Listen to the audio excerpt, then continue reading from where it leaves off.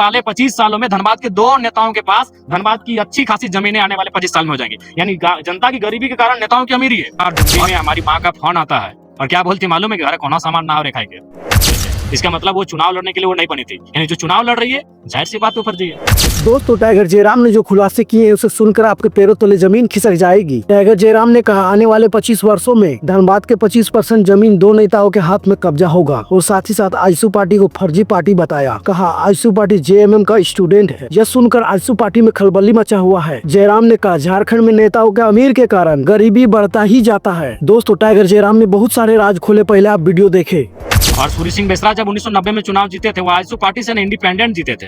जैसे अभी for example Congress का मैन विंग है जो चुनाव लड़ता है, बीजेपी का मैन विंग है जो चुनाव लड़ता है, लेकिन सभी विंग का किसान मोर्चा है, सभी विंग का ओबीसी मोर्चा है, सभी विंग का एसटी मोर्चा है, एससी मोर्चा है, माइनॉरिटी मोर्चा है, वुमेन मोर्चा है, सभी विंग का। तो ठीक उसी प्रकार वो जेएमएम का ही आजसू विंग था, स्टूडेंट विंग। और वो निर्मल महतो उस समय पार्टी के मैन लीडर थे, उन्होंने इसको बनाया था। तो उसका जब चुनाव मैन विंग लड़ती है यानी जेएमएम चुनाव लड़ती थी, आजसू नहीं। इसलिए आप 1990 के चुनाव को चेक कीजिएगा इंटरनेट में, अभी भी रिजल्ट पड़ा हुआ है। सूरी सिंह बेसरा इंडिपेंडेंट लड़े थे, आजसू पार्टी से नहीं लड़े थे। इसका मतलब वो चुनाव लड़ने के लिए वो नहीं बनी थी। यानी जो चुनाव लड़ रही है जाहिर सी बात ऊपर दी है। लेकिन सीबीएसई में जो बच्चों को पढ़ा रहे हैं वो सक्षम है आर्थिक रूप से, जो आईसीएसई में जो अपने बच्चों को पढ़ा रहे हैं वो सक्षम है, जो डिनोबली में अपने बच्चों को पढ़ा रहे हैं वो सक्षम है, जो चिन्मया में अपने बच्चों को पढ़ा रहे हैं वो सक्षम है, जो दिल्ली पब्लिक स्कूल में अपने बच्चों को पढ़ा रहे हैं वो सक्षम है।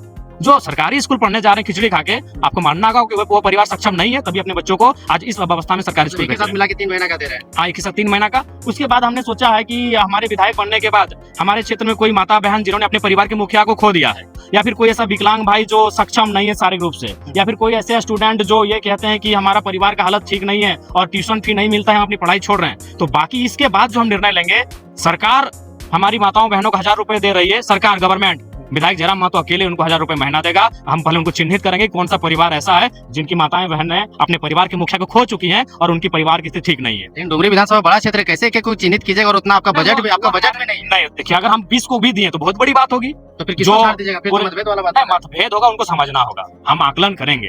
अभी मान के चलिए अबुआ आवास आता है, एक होता है लेकिन दावेदार 10 होते हैं, तो सर्वे होता है। ये उनको भी समझना होगा कि एक विधायक अगर एक सकारात्मक प्रयास कर रहा है तो टांग नहीं खींचना चाहिए। ये पूरे हिंदुस्तान में नहीं हुआ था कि कोई विधायक अपनी निजी सैलरी से 1000 रुपए किसी स्टूडेंट को महीना दे रहा है, अभी तब तक जब तक वो अपनी पढ़ाई कंप्लीट नहीं करेगा। किसी दिव्यांग को प्रत्येक महीना 1000 रुपए दे रहा है। वन टाइम मदद करते हैं। आप किसी राजा के दरबार में विधायक के टाइप पे चले गए तो 2000, 4000, 5000 वन टाइम मदद करेंगे, लेकिन हम अपनी सैलरी को भी कौन सा पैसा मदद करते हैं जो ब्लैक में कमा के रखे हैं। आप भी जानते हैं उनके पास ब्लैक पैसा है तभी वो जनता की मदद कर रहे हैं। वो 1.5 लाख 2 लाख मिलने वाली सैलरी किसी का हस्ती नहीं को जनता को डोनेट करें। तो अपना जीवन क्या जनता के लिए निछावर कर? बिल्कुल। आज आपको आश्चर्य होगा, कल ही जनता दरबार डुमरी में हमारी माँ का फोन आता है और क्या बोलती मालूम है कि घर कौन सामान ना हो रे खाए के। एक विधायक की माँ फोन करती है और बोलती घर कौन सामान ना हो खाए के, तो फिर हम कल अपना घर 50,000 रुपया भिजवाएं। वो हालत है हमारा। सही बात है। हम घर जाएंगे, घर में बैठेंगे तब तो हम जानेंगे कि मेरे घर में क्या घट रहा है, क्या बढ़ रहा है। हम घर कब जाएंगे अभी? और हम वो विधायक हैं जो हमने क्या वचन दिया है कि अपना जिला के बाहर हम जमीन नहीं खरीदेंगे। ये बोकारो, नावाडी ब्लॉक बोकारो जिला में आता है। हम वचन दे चुके कि हम यहाँ जमीन नहीं खरीदेंगे, क्योंकि नेताओं की अमीरी ही जनता की गरीबी के कारण है।